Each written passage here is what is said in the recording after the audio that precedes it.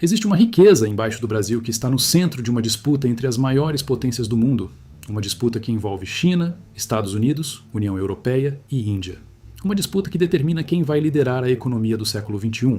E o Brasil está no meio de tudo isso, com uma posição que poucos países no mundo conseguem ocupar. Segundo o Serviço Geológico dos Estados Unidos, o USGS, o Brasil detém 21 milhões de toneladas de reservas de terras raras. Isso representa 23% de todas as reservas conhecidas do planeta. Apenas a China tem mais. Além disso, o Brasil controla mais de 90% das reservas mundiais de nióbio. É o segundo maior detentor de grafita do mundo. O terceiro maior em reservas de níquel. E ainda tem depósitos expressivos de lítio, cobre, titânio e manganês, todos minerais que estão no centro da disputa tecnológica global. Esses não são recursos comuns.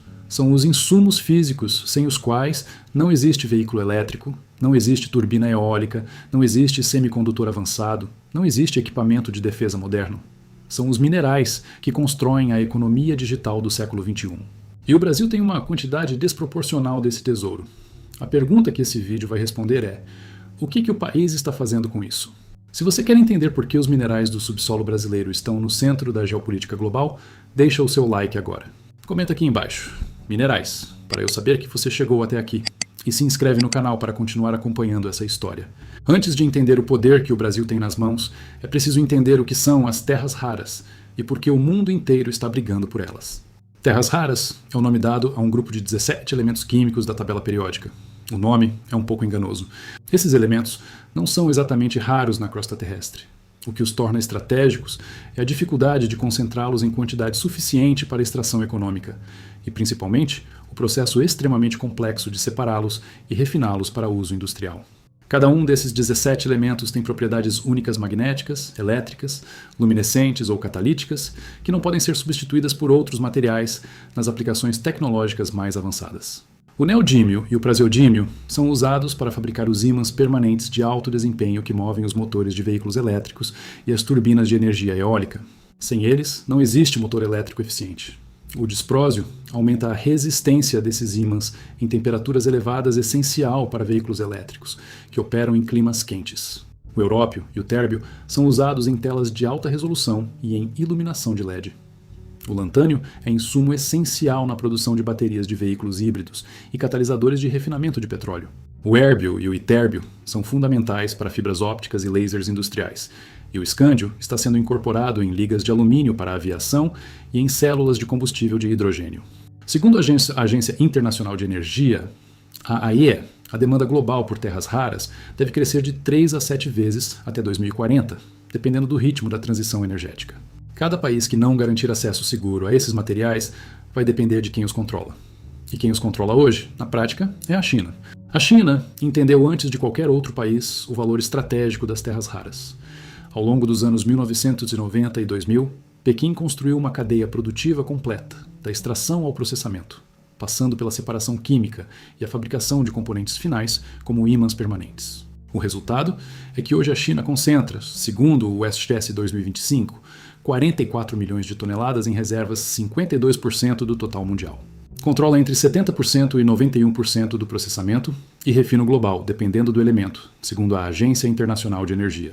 E responde por aproximadamente 270 mil das 390 mil toneladas produzidas no mundo em 2024. Quando a China decidiu usar esse domínio como instrumento de pressão geopolítica, o mundo entrou em estado de alerta. Em abril de 2025, no auge da guerra tarifária com os Estados Unidos, a China restringiu as exportações de vários elementos de terras raras. As consequências foram imediatas e concretas. Segundo a Associação Europeia de Fornecedores Automotivos, a CLEPA, que representa mais de 3 mil empresas, as restrições já estão interrompendo a produção no setor fornecedor da Europa. Várias linhas de produção e fábricas foram paralisadas no continente. A Mercedes-Benz passou a negociar com fornecedores a formação de estoques de segurança. Em julho de 2025, após acordos entre China, Estados Unidos e Europa, as exportações foram parcialmente retomadas. Em outubro, novas restrições foram anunciadas, desta vez direcionadas especificamente à indústria de defesa e semicondutores. A mensagem era clara: o país que controla o processamento de terras raras tem poder de paralisar fábricas, cadeias de suprimento e programas de defesa em qualquer parte do mundo. É uma alavanca geopolítica de primeira ordem, e é diante desse cenário que a posição do Brasil ganhou um valor completamente novo. Vamos agora para os dados do Brasil, com a precisão que o tema exige. Segundo o USGS Mineral Commodity Summaries 2025, o Brasil detém 21 milhões de toneladas de óxidos de terras raras em reservas, o que representa 23% das reservas globais. A China lidera com 44 milhões de toneladas. A Austrália aparece em terceiro com 6,9 milhões. Um detalhe importante para quem acompanha esse tema com atenção: a Agência Nacional de Mineração do Brasil, a ANM, revisou em 2025 o número oficial brasileiro para 11,4 milhões de toneladas, ao adotar padrões internacionais mais rigorosos de classificação das reservas. Com essa revisão, o Brasil passaria a representar 15% das reservas globais, revisadas de 75 milhões de toneladas. Em ambos os critérios, o Brasil permanece na segunda posição mundial, atrás apenas da China. Os depósitos estão concentrados principalmente em Minas Gerais, Goiás, Amazonas, Bahia e Sergipe. Em Araxá, Minas Gerais, está a única reserva oficialmente reconhecida de terras raras do país, associada ao complexo carbonatítico, que também abriga o maior depósito de nióbio do mundo. Em Minasul, Goiás, está a mina da mineração Serra Verde, iniciada em janeiro de 2024. Ela é a primeira mina fora da Ásia a operar um depósito de argila iônica, o tipo de mineralização considerada a principal fonte mundial de terras raras pesadas, que tem maior valor de mercado. A produção saiu de 560 toneladas em 2024 para 2.000 toneladas em 2025, segundo o USGS 2026. Um ponto importante para entender a Serra Verde com precisão: ela nunca foi uma empresa pública, nem uma empresa brasileira. Desde sua fundação em 2010, a companhia pertence a fundos de investimento privados estrangeiros: o Denham Capital, Boston, o Energy and Minerals Group, Houston, e a Vision Blue Resources, Reino Unido. Não há sócio fundador brasileiro. Não há fundo nacional na estrutura. A mina é privada. Opera no Brasil sob concessão federal da Agência Nacional de Mineração.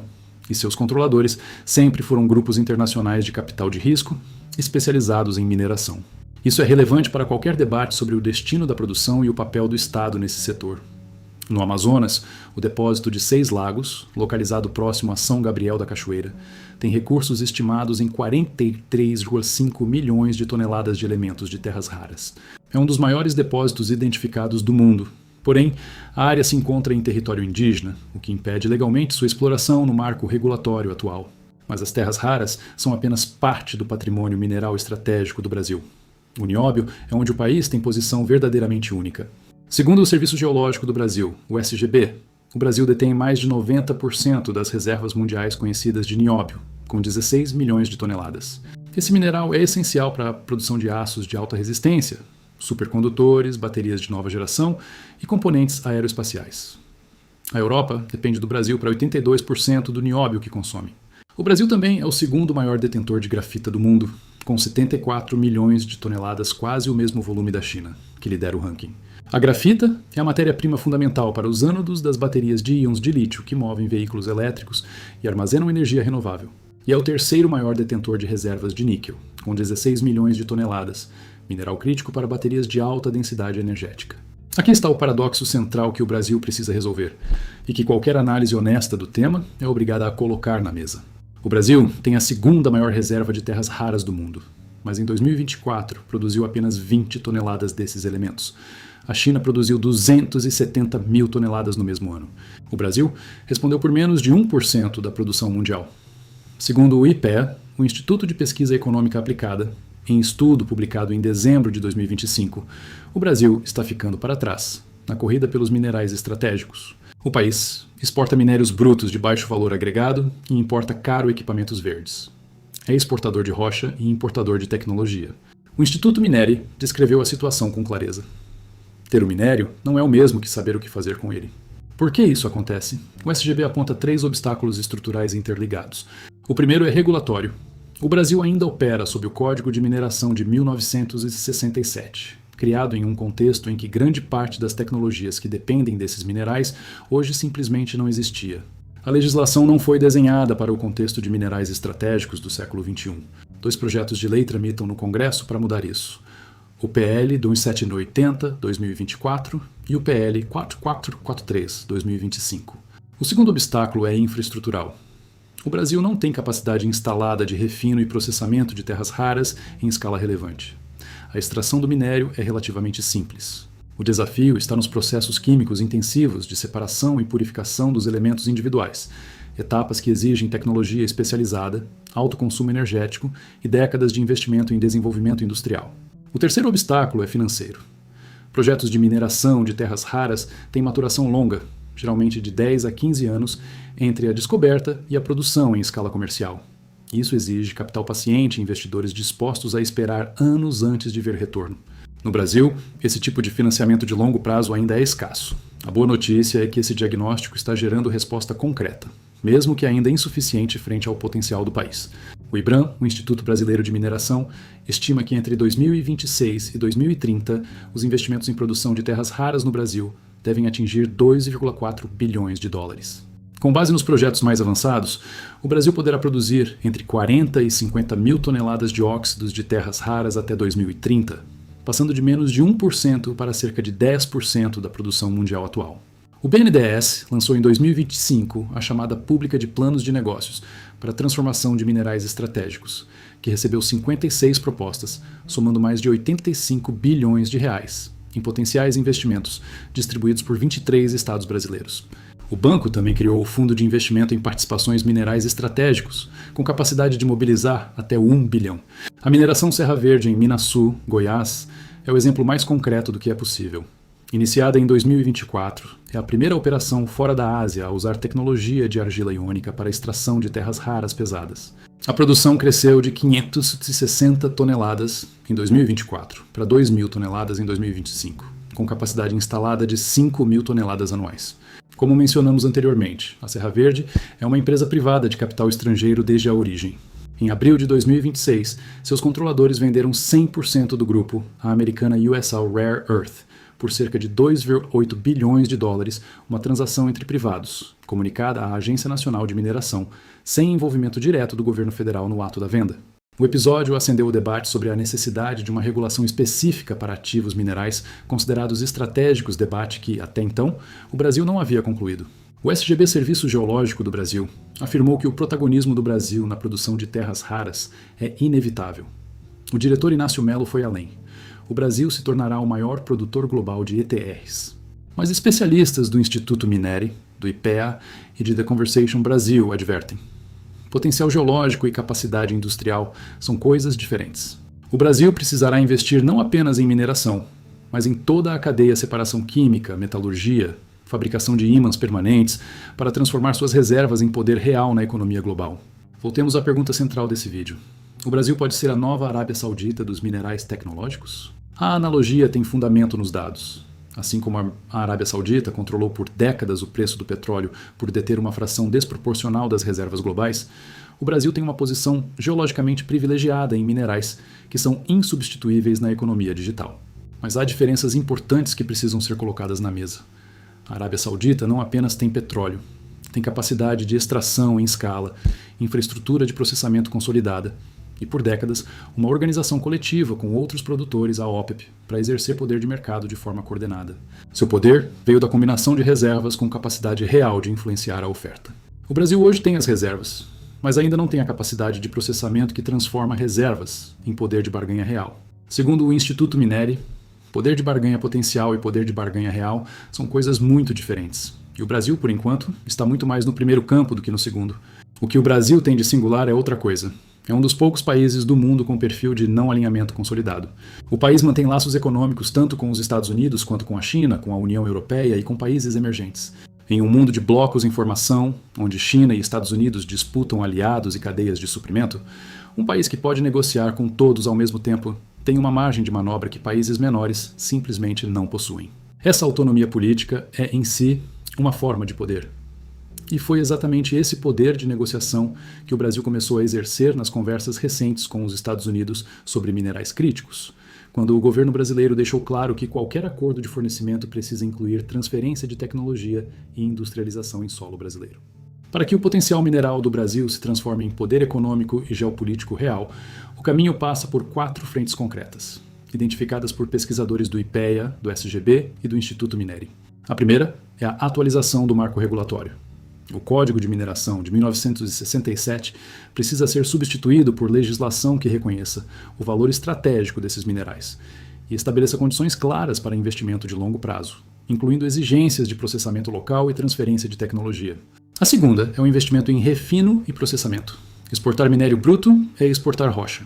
O valor real está nos materiais processados, nos ímãs permanentes, nos compostos químicos purificados.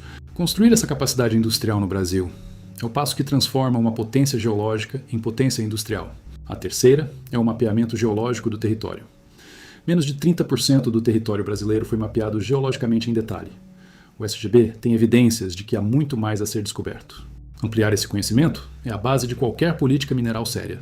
E a quarta é a formação de capital humano especializado. Refinar terras raras exige engenheiros, químicos e técnicos com formação específica que o Brasil ainda não tem em quantidade suficiente. O Brasil tem no seu subsolo um dos ativos mais valiosos da economia global do século XXI. As reservas estão lá. Os dados do USGS e do SGB confirmam. O interesse do mundo de Washington a Pequim, de Bruxelas a Nova Delhi, confirma. O caminho existe, o potencial é inegável. E as decisões dos próximos anos vão determinar se o Brasil entra para a história como a Arábia Saudita dos minerais tecnológicos ou como mais um país que vendeu sua riqueza como matéria-prima e ficou de fora da mesa onde o valor real é distribuído. Você acredita que o Brasil está no caminho certo para transformar suas reservas minerais em poder geopolítico real? Ou os obstáculos regulatórios, financeiros e industriais são grandes demais para essa janela de oportunidade? Me conta nos comentários. Deixa o like se esse vídeo te deu uma perspectiva que você não encontra no noticiário comum. Compartilha com quem acompanha geopolítica e economia. E se inscreve no canal para continuar acompanhando essa história.